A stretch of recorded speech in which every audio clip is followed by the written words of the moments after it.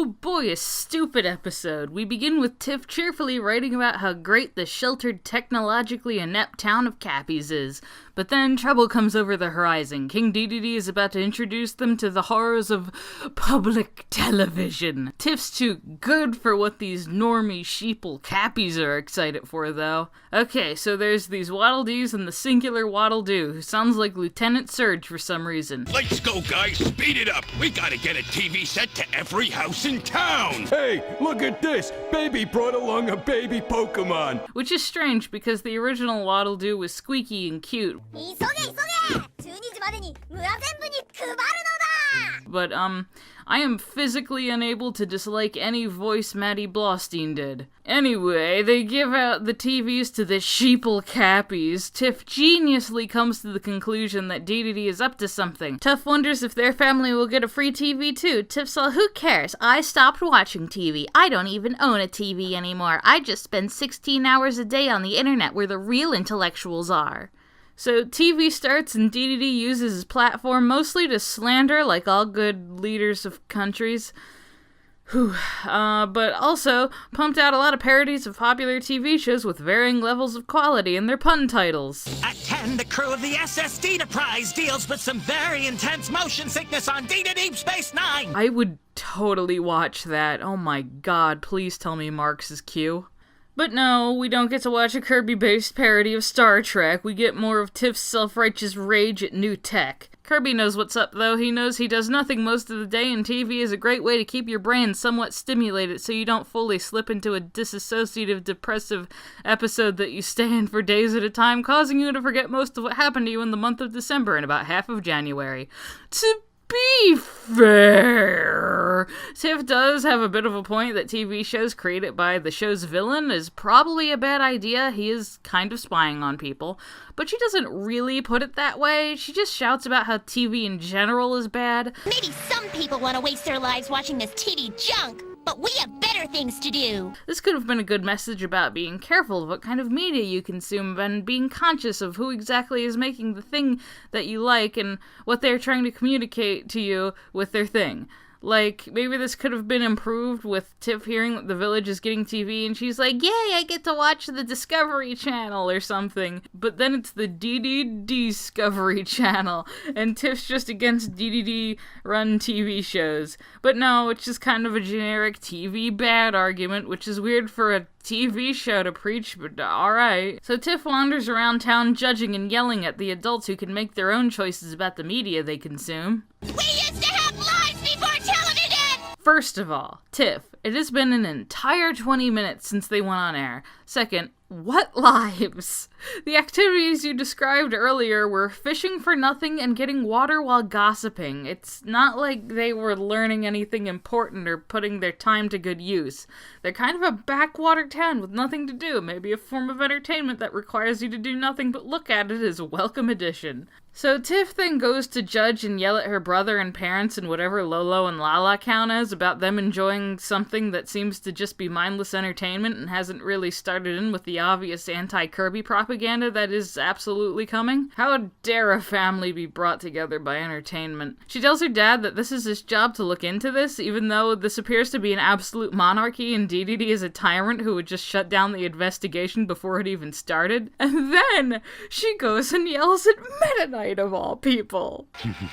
Well, if it isn't Tiff, the answer to the question nobody asked. Tiff, Meta Knight fought in a damn war, probably has a lot of night terrors and horrible dreams about the time he had to slit his best friend's throat, about that woman who was forced to sacrifice her life for him, about watching everyone he knew and loved die before his very eyes.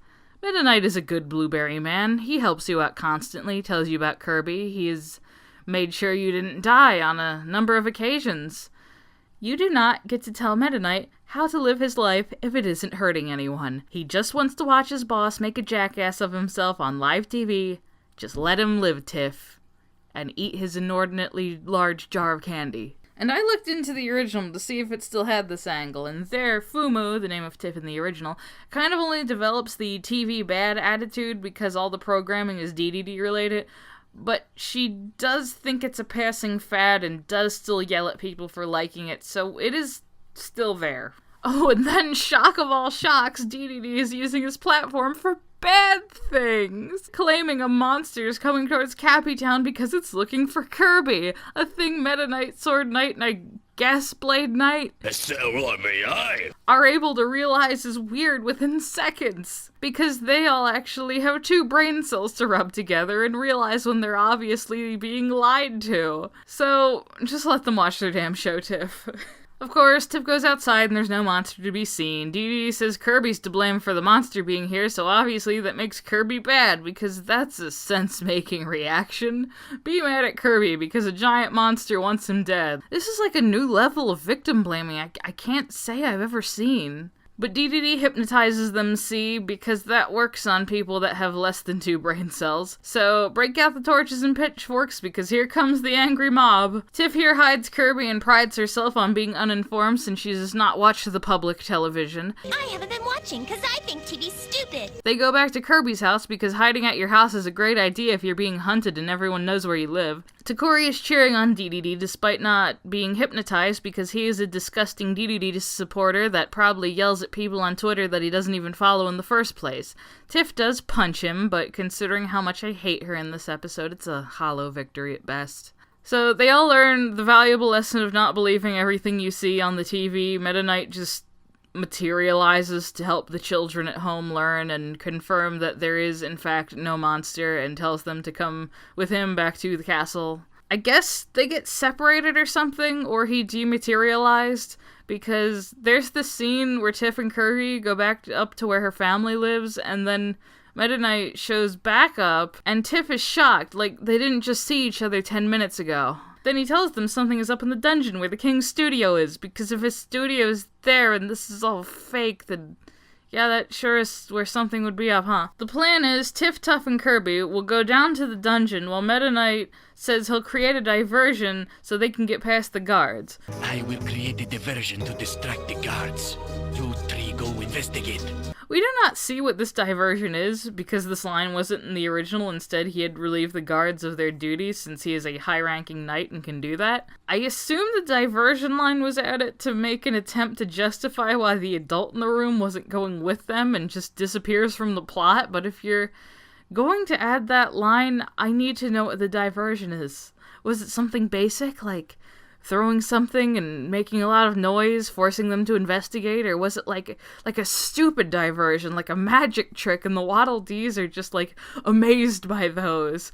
I'm picturing either that or him chugging an entire bottle of wine and trying to pick fights with them, and then crying about how lonely he is, even in a room full of people, and they all have to like comfort him like really awkwardly, and Tiff, Tuff, and Kirby just like slip by.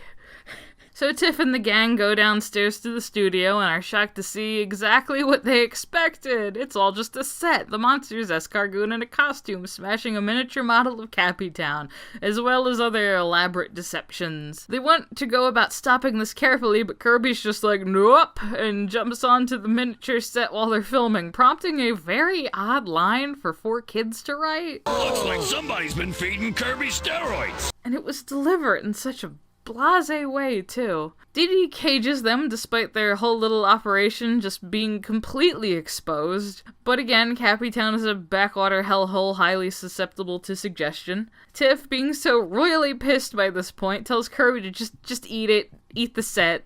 He's like, you got it.